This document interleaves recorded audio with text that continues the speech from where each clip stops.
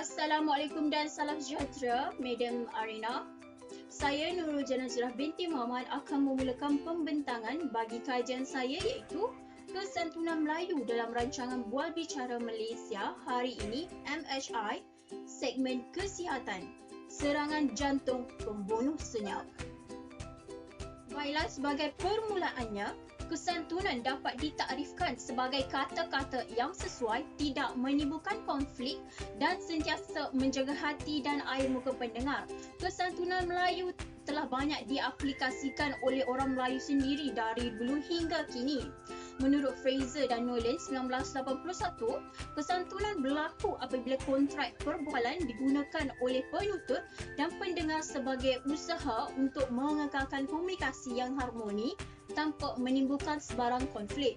Jelas terlihat, kesantunan merupakan salah satu strategi dalam bidang komunikasi untuk mencapai objektif dan matlamat yang berkesan. Rancangan bual bicara sama ada secara audio atau visual yang didengari melalui tertuang udara atau ditonton secara langsung mampu memaparkan sisi aspek kesantunan bahasa yang sangat dititikberatkan oleh masyarakat negara ini. Aspek kesantunan berbahasa di dalam rancangan bual bicara menjadi satu nilai yang sering diperhatikan oleh masyarakat. Mengambil enteng soal kesantunan di dalam rancangan bual bicara mampu memberi tanggapan kepada juruhebah atau pengacara program, bahkan ia juga mampu memberi kesan kepada tetamu jemputan. Pernyataan masalah bagi kajian ini adalah kebanyakan kajian kesantunan Melayu melibatkan peristiwa bahasa seperti perbualan dan peraturan dalam kekeluargaan, majlis pertunggangan, interaksi di tempat kerja, interaksi dalam kalangan masyarakat dan komunikasi pelajar universiti. Walau bagaimanapun, kajian-kajian ini tidak menggunakan korpus bahasa media iaitu rancangan bual bicara berbahasa Melayu berbentuk pendedahan terhadap masalah kesihatan mental. Situasi ini memperlihatkan kekurangan kajian dengan menggunakan korpus rancangan bual bicara berbahasa Melayu, sedangkan rancangan bual bicara ini berfungsi sebagai unsur pengajaran dan medium yang penting untuk mendidik masyarakat dalam usaha melestarikan kesantunan berbahasa. Sehubungan itu, kajian ini menggunakan korpus rancangan bual bicara berbahasa Melayu bagi memperlihatkan strategi kesantunan yang digunakan oleh peserta perbualan iaitu pengacara, tetamu jemputan dan juga pemanggil. Data dianalisis dengan mengaplikasikan kombinasi dan kerangka model kesantunan iaitu model kesantunan Brown and Levinson pada tahun 1987 dan prinsip kerjasama fikir oleh Grice yang membentuk model pada pola kombinasi dan Maxim MPKSM. Oleh itu, kajian ini berbeza dengan kajian-kajian yang terdahulu dari segi penggunaan korpus kajian, model analisis dan sumbangannya dalam bidang ilmu kesantunan Melayu.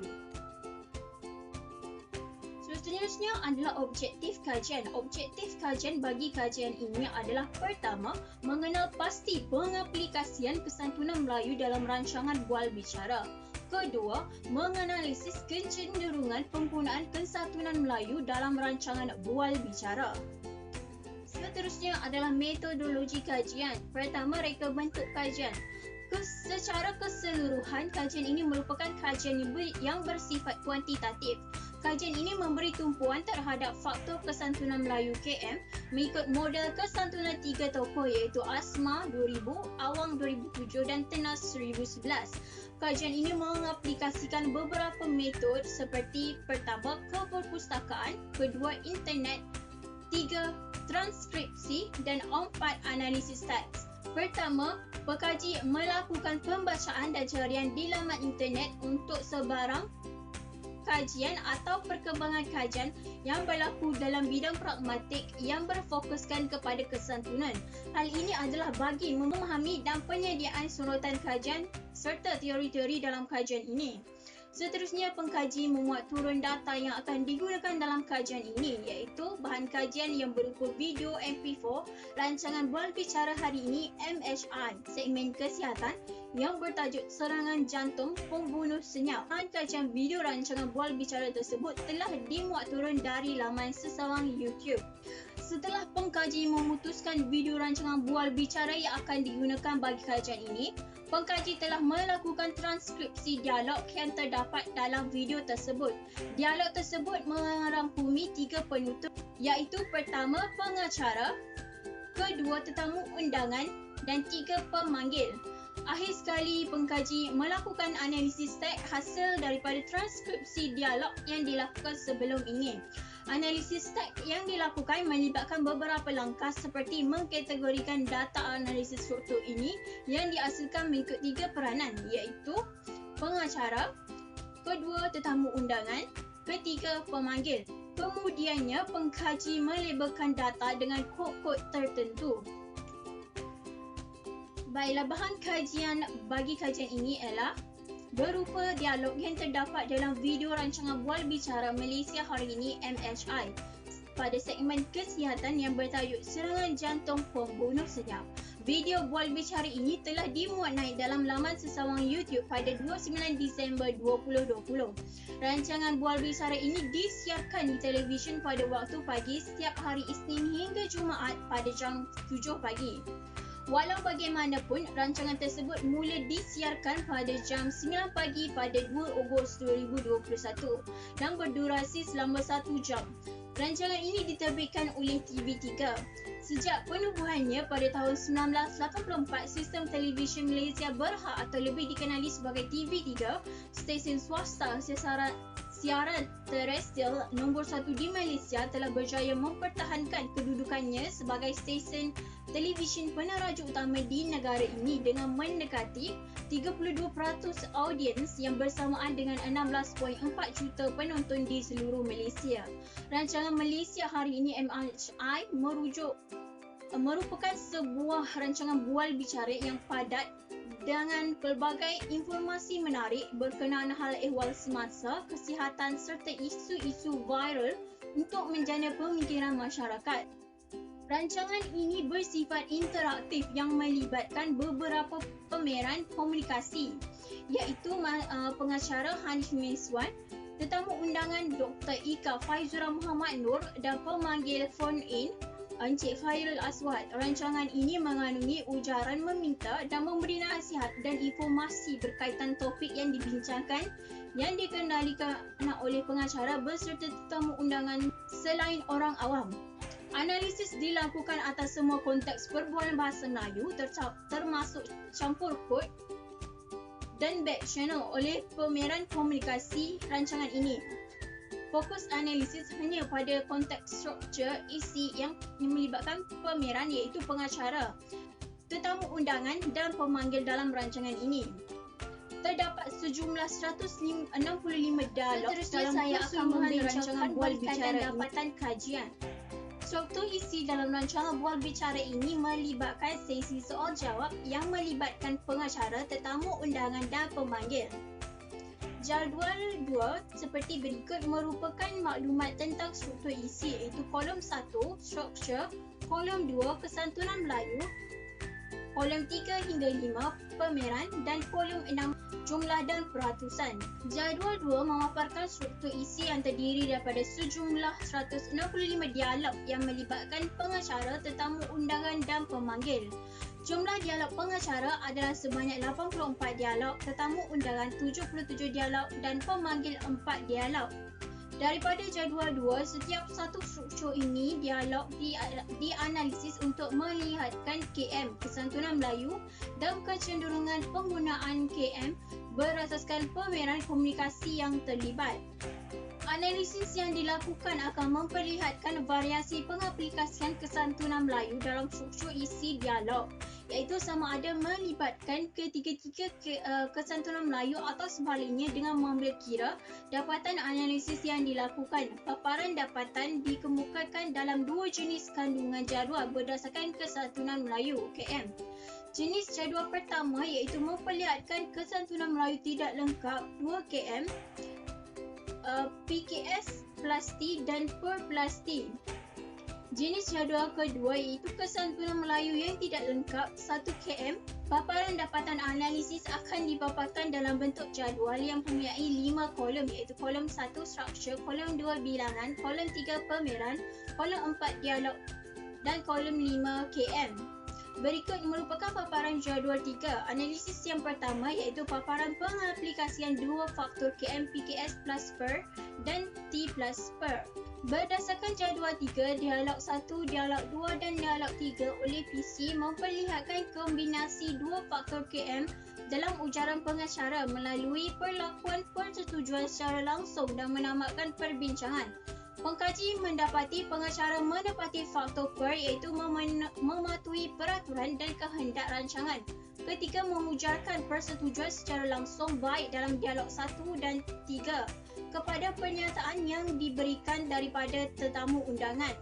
Dalam masa yang sama, pengkaji mendapati bahawa dalam dialog 1, 2 dan 3, pengacara mematuhi faktor PKS iaitu menjaga air muka tetamu undangan dengan mengucapkan ungkapan silakan dan bukan hanya pergi begitu saja tanpa mengujarkan apa-apa perkataan.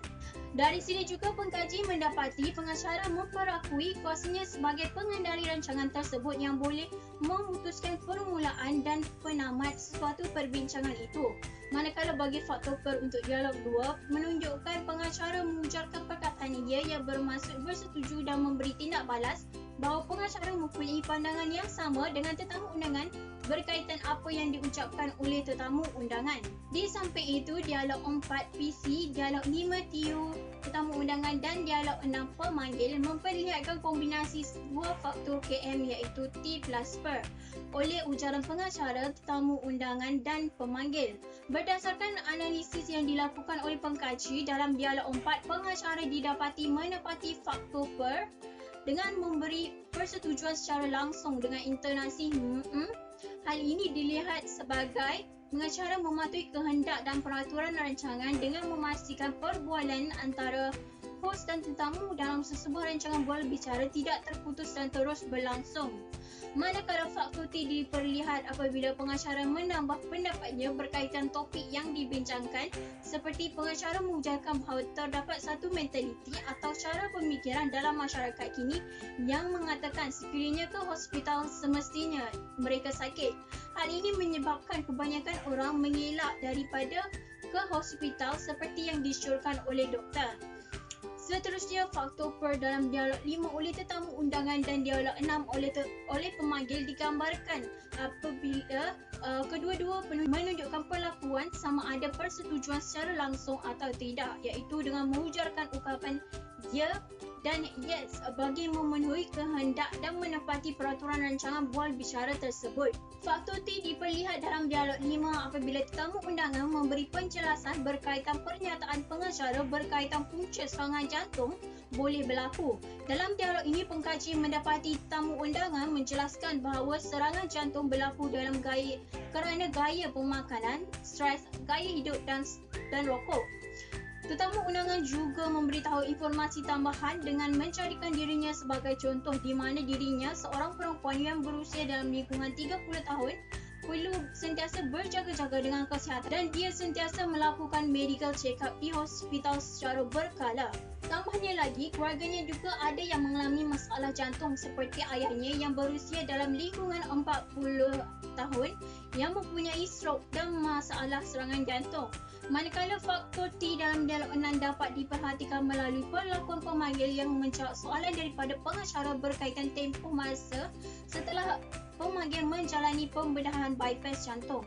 Pemanggil didapati menepati faktor T dengan memberitahu bahawa dia telah menjalani pembedahan tersebut selama sudah lebih setahun setengah. Seterusnya, terdapat 3km satu faktor tidak lengkap dalam kajian ini yang telah pengkaji analisis iaitu faktor PKS, T dan per. Berikut merupakan jadual 4 yang menunjukkan paparan pengaplikasian 1 faktor KM PKS. Dialog 1, 2 dan 3 PC yang dijarkan oleh pengacara dalam struktur ini menepati penggunaan 1 faktor KM iaitu PKS. Ujaran pengacara dalam dialog 1, dialog 2 dan dialog 3 memperlihatkan perkaitan melalui pelakuan memperakui peranan sebagai pengendali rancangan dengan menentukan giliran bercakap kepada tetamu atau pemanggil. Dialog 1 dan 2 menunjukkan pengacara mengakui akan peranan dan kuasanya sebagai pengendali yang punya kuasa melebihi kuasa pemeran yang lain apabila menyerahkan panggilan kepada tetamu undangan dan meminta pemanggil memukakan soalan menggunakan ungkapan silakan. Pengkaji mendapati bahawa perlakuan pengacara ini adalah bersesuaian dengan pernyataan oleh Roslina et al.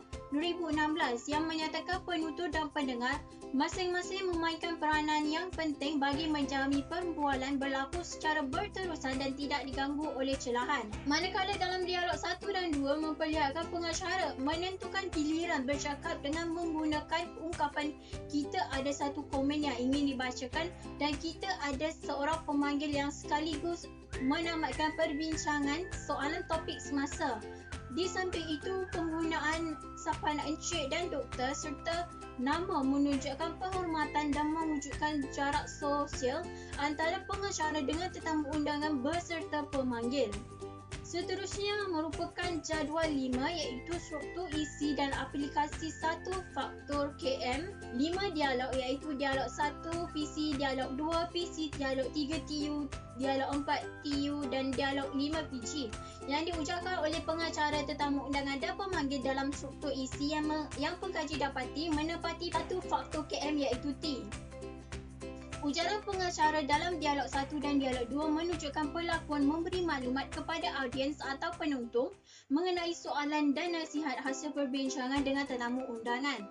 Misalnya dalam dialog 1, pengacara memberitahu manfaat dan fungsi daripada memakai jam tangan setelah tetamu undangan memberi contoh berlari naik turun tangga sehingga mencapai target heart rate sebagai satu senaman yang boleh dilakukan bagi melakkan masalah serangan jantung daripada berlaku. Pengacara didapati menepati faktor T dengan mengujarkan fungsi jam tangan sebagai boleh mengira kalori, perjalanan atau step kepada penonton dan orang awam. Dialog 2 pengacara mematuhi faktor T iaitu menyatakan informasi tambahan mengenai masyarakat awam yang sukar untuk menjalankan aktiviti gaya hidup yang sihat.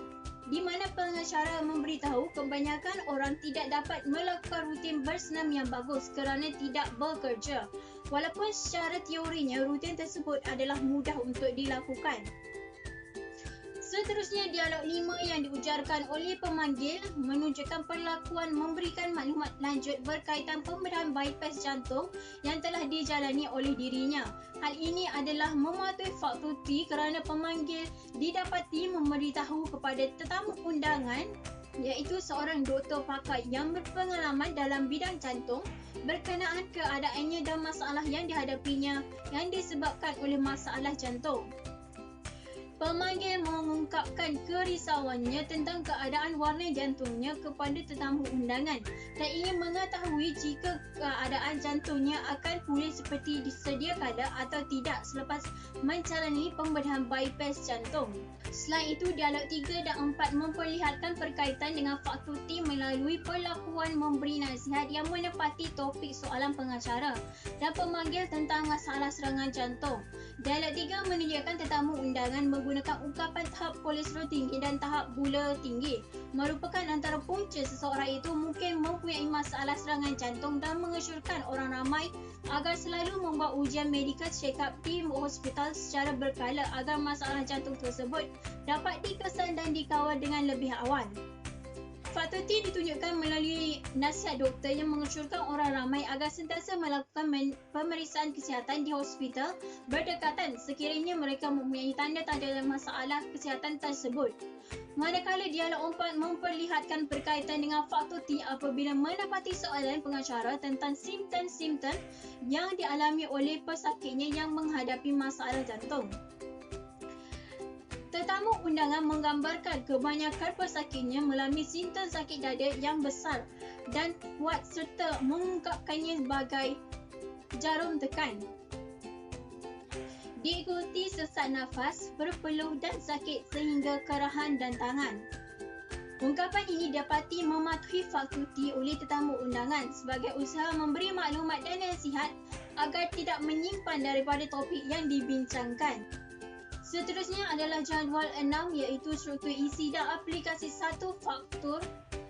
Yang terakhir iaitu per. Dialog 1 PC, dialog 2 TU, dialog 3 PC, dialog 4 TU dan dialog 5 PC yang diujarkan oleh pengacara dan tetamu undangan dalam struktur ini memperlihatkan aplikasi satu faktor KM iaitu per. Faktor per dimanifestasikan melalui tindakan pameran mematuhi peraturan rancangan yang telah ditetapkan oleh pihak penerbit sejak awal lagi, iaitu pernyataan persetujuan atas perbincangan yang dilakukan oleh tetamu undangan, memenuhi syarat-syarat membuat panggilan antaranya mematuhi tempoh masa serta mengemukakan pertanyaan dengan ringkas dan jelas bagi memastikan perjalanan rancangan yang lancar. Dapatan analisis oleh pengkaji memperlihatkan perlakuan patuh oleh pengacara terhadap peraturan sebagai pengendali rancangan melalui ujaran-ujaran bersetuju secara langsung atau tidak langsung bagi menyokong perbincangan yang sedang berlangsung.